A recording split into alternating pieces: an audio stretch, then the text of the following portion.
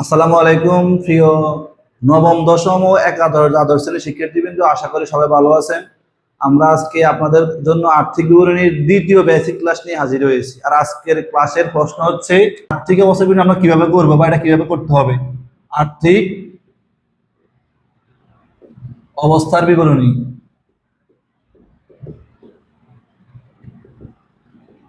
এটা হচ্ছে আমাদের আজকের করণীয় বা শিক্ষণীয় বিষয়। আমরা আজকে বেসিকটা বুঝাবো কিভাবে এটা করতে পারবেন। তারপর থেকে আমাদের প্রথম বেসিক ক্লাস ছিল আমরা প্রতিষ্ঠান কিভাবে চিনবেন, কোন প্রতিষ্ঠানের ক্ষেত্রে কিভাবে বিশদ বিবরণীটা করবেন, আর বিশদ বিবরণী কোন প্রতিষ্ঠানের ক্ষেত্রে কি স্টেপগুলো কি হবে, এগুলো আমরা প্রথম বেসিক ক্লাসে আমরা দেখাইছি। আপনারা যারা প্রথম বেসিক ক্লাসটা দেখেন নাই, আশা করি প্রথম বেসিক ক্লাসটা একটু মনোযোগ সহকারে দেখবেন। আর যেগুলো যেগুলো বলছে পড়ার জন্য এগুলো একটু ভালো করে পড়বেন বা মুখস্থ করে নেবেন। তারপর আমাদের আজকে দ্বিতীয় বেসিক ক্লাস শুরু করছি, এটা হচ্ছে আর্থিক অবস্থার বিবরণী নিয়ে। আর্থিক অবস্থার আর্থিক বিবরণী নিয়ে আমরা আজকে বেসিক ক্লাস করাবো কিভাবে আমরা আর্থিক বিবরণী করবেন। আমরা প্রথম বেসিক ক্লাসে বলছি আমাদের প্রতিষ্ঠান দুই ধরনের হয়ে থাকে। হিসাব বিজ্ঞান ক্ষেত্রে প্রতিষ্ঠানটা দুই ভাবে ভাগ করা হয়ে থাকে, একটা হচ্ছে সেবামূলক প্রতিষ্ঠান, একটা হচ্ছে উৎপাদনকারী প্রতিষ্ঠান। মনে রাখবেন, বিশদ বিবরণী দুই প্রতিষ্ঠানের ক্ষেত্রে দুই রকম হয়ে থাকে, কিন্তু আর্থিক বিবরণী সব সময় একই রকম হয়। কি বলছি? বিশদ বিবরণী সেবামূলক প্রতিষ্ঠানের ক্ষেত্রে একরকম, উৎপাদনকারী প্রতিষ্ঠানের ক্ষেত্রে একরকম হয়ে থাকে। কিন্তু আমাদের আর্থিক অবস্থার বিবরণী উভয় প্রতিষ্ঠান সেবামূলক প্রতিষ্ঠানের ক্ষেত্রে যেরকম হয়ে হবে, সেম ভাবে আর্থিক অবস্থার আমাদের সেম ভাবে উৎপাদনকারী প্রতিষ্ঠানের ক্ষেত্রে একই রকম হবে। তাহলে আমাদের আর্থিক বিবরণী একরকম শিখলে আপনি সহজে পারবেন। যারা নবম দশম শ্রেণীতে আছেন তাদের জন্য এই আর্থিক অবস্থার বিবরণী, শুধুমাত্র আর্থিক অবস্থার বিবরণী 10 মার্কে থাকে। কারণ ওদের প্রথমটা আসে বিশদ বিবরণী, এটা 7 মার্ক। তারপর আসে মালিকানা সত্ত্ব বিবরণী, এটা আসে 3 মার্ক। তারপর কি আর্থিক অবস্থার বিবরণী, এটা আসে 10 মার্ক। টোটাল 20 মার্কের আসে কি এই অধ্যায় থেকে, আর্থিক অবস্থার বিবরণী অধ্যায় থেকে টোটাল 20 মার্কের প্রশ্ন আসে। আর যারা একাদশ দ্বাদশ শ্রেণীতে আছেন তাদের হচ্ছে হিসাব বিজ্ঞান প্রথম পত্র আর্থিক বিবরণী আছে, দ্বিতীয় পত্র আর্থিক বিবরণী আছে। যারা প্রথম পত্রে আর্থিক বিবরণী পারবেন তারা 80 থেকে 85% দ্বিতীয় পত্রে আর্থিক বিবরণী তার কি হয়ে যাবে, কাভার হয়ে যাবে। 15% শুধু নতুনটা শিখতে হবে। আর 15% না শিখলেও আপনি প্রায় 12 থেকে 16 মার্কের অ্যান্সার করতে পারবেন, প্রথম পর্যায়ে আর্থিক বিবরণী শিখিয়ে। আশা করি আপনারা মনোযোগ সহকারে এই ক্লাসটাও দেখবেন। তাহলে আমাদের আজকে শিক্ষণীয় বিষয় হচ্ছে আর্থিক অবস্থার বিবরণী। আমরা কিভাবে কি স্টেপ কোনটা ফলো করে আর্থিক বিবরণী করবো। তাহলে সাধারণত আমরা কি শিখি, নবম দশম শ্রেণীতে আমরা শিখছি, আমাকে হিসাব সমীকরণ শিখছি, এ সমান সমান এল প্লাস ওই। মনে রাখতে হবে এটা আমাদের হিসাব বিজ্ঞানের হৃৎপিণ্ড বলা হয়। তাহলে আমাদের হচ্ছে এই যে এই সমান সমান এল প্লাস ওই, সম্পদ সমান সমান দায় প্লাস মালিকানা সত্ত্ব। আমাকে আর্থিক বিবরণী এইভাবেই করতে হবে, সম্পদ সমান সমান দায় প্লাস মালিকানা সত্ত্ব করতে হবে। তাহলে আমাদের দেখেন এখানে আছে কি সম্পদ, কি আছে সম্পদ আছে, এখানে কি আছে, এখানে আছে দায়, এখানে কি আছে, এখানে আছে মালিকানা সত্ত্ব। মালিকানা সত্ত্ব আছে। তাহলে আমাকে তাহলে কি বুঝছেন, তাহলে সম্পদের সমান সমান দায় প্লাস মালিকানা সত্ত্ব। এই সম্পদ সমান সমান কি বলছে, সম্পদ সমান সমান দায় প্লাস মালিকানা সত্ত্ব। সম্পদ যদি 5 টাকা হয়, এই দুইটা টাকা মিলে 5 টাকা করতে হবে। তাহলে আমাদের আর্থিক বিবরণীর সম্পদের ফার্স্ট যে টাকা হবে, দায় প্লাস মালিকানা সত্ত্বের ওই ফার্স্টটাও কি হবে, সেম ওই টাকাই করতে হবে। না হলে বুঝবেন যে আপনার অঙ্কে ভুল আছে। আপনার যদি সম্পদের ফার্স্ট ঠিক হয়েছে, আর্থিক অবস্থা বিবরণীর ক্ষেত্রে এই গ নাম্বার প্রশ্নে যদি আপনার আর সম্পদের ফার্স্ট ঠিকই হয়েছে, উত্তর সাধ্যের উত্তরের সাথে মিলছে, কিন্তু দায়ের পাশে উত্তর মিলে না, তারপর আপনি 2 মার্ক পাবেন। ঠিক আছে? কি বুঝছি? তাহলে আমরা কি বলছি, সম্পদের ফার্স্ট যদি 5 টাকা হয়, দায়ের পাশে 5 টাকা হবে। সম্পদের ফার্স্ট যদি 10 টাকা হয়, দায় প্লাস মালিকানা সত্ত্বের পাশেও 10 টাকা হবে। এখন সরাসরি সম্পদগুলো একসাথে লেখা যাবে না, আমাকে সম্পদগুলো স্টেপ বাই স্টেপ কোনটা কোন সম্পদ, সম্পদের প্রকারভেদ অনুযায়ী লিখতে হবে।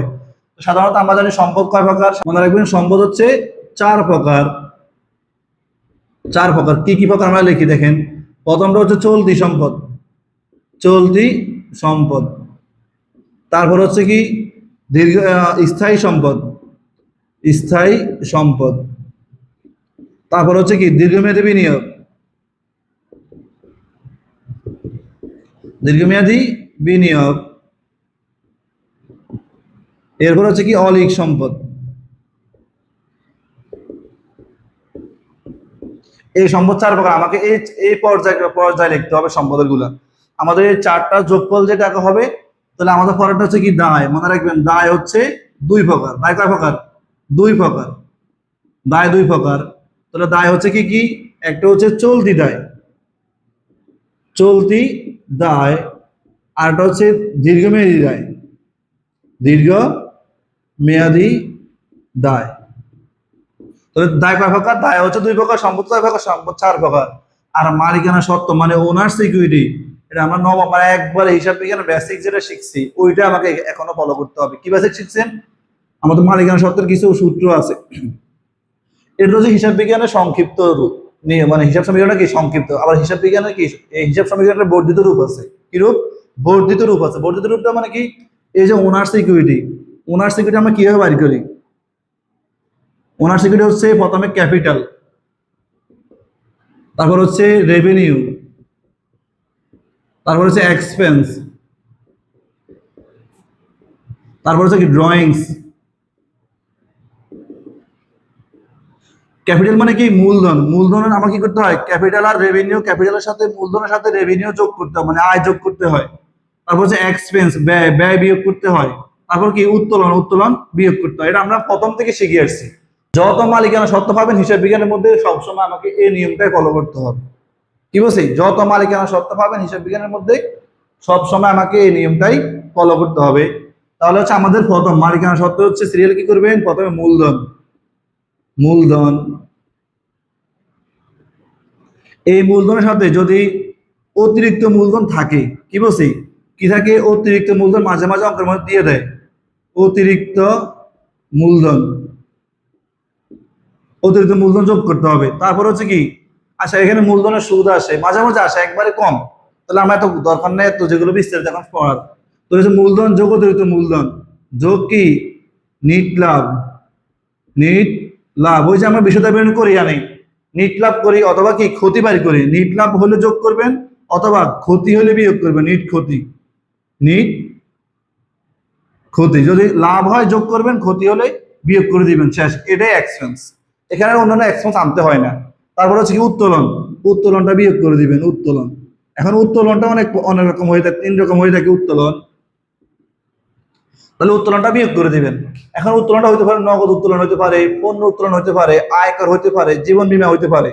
তাহলে নগদ, পণ্যদ্রব্য, আয়কর, জীবন বীমা প্রিমিয়াম, এই চার রকমের উত্তোলন যদি থাকে, মানে চারোটা কিন্তু উত্তোলন, এই চারোটা থাকলে আমাকে করতে হবে উত্তোলনটা বিয়োগ করতে হবে। উত্তোলন বাদ দিলে আমার যে টাকা হবে এটা হচ্ছে আমাদের কি? দায় ও মালিকানা সত্ত্ব। আমার দুইটা অংশ করতে হবে। একটা হচ্ছে আর্থিক বিবরণীর ক্ষেত্রে আমাদের দুইটা ভাগ করতে হবে। একটা হচ্ছে সম্পদের ভাস, এই যে সম্পদের ভাস এটা করতে হবে, এটা হচ্ছে একটা যোগফল বাইরে হবে। তারপর দায় ও মালিকানা সত্ত্ব নিয়ে আরেকটা ভাস করতে হবে। এই দুইটা ভাগের যোগফল যদি সম্পদের ভাগের যোগফল যে টাকা হবে, দায় প্লাস মালিকানা সত্ত্বের যোগফল যদি সেম টাকা হয়, তাহলে আমাদের উত্তর কি হবে? সঠিক হবে। আশা করি বুঝতে পারছেন। এটাই আমাদের আর্থিক বিবরণী। এটাই কি? আর্থিক বিবরণী। এখন এখানে আর্থিক বিবরণী একটু একটু বড় হয়, যেহেতু 4 মার্কেট অথবা নবম দশম শ্রেণীর 10 মার্কেট, একটু তো কষ্ট করে শিখতে হবে আপনাকে। যে কোনো একটা 1 মার্কের জন্য আপনার জন্য গুরুত্বপূর্ণ। কিছু কিছু সময় এই 1 মার্কে আপনার জন্য খুবই গুরুত্বপূর্ণ হয়ে থাকে। তাহলে আমাকে এই 4 মার্ক শিখার জন্য অবশ্যই আর্থিক বিবরণী, 4 মার্ক না, 4 আর 4 8, 8 মার্ক শিখতে হলে আমাকে অবশ্যই আর্থিক বিবরণীটা ভালো করে পর্যায়ক্রমে ভালো করে মুখস্থ রাখতে হবে। আশা করি বুঝতে পারছেন।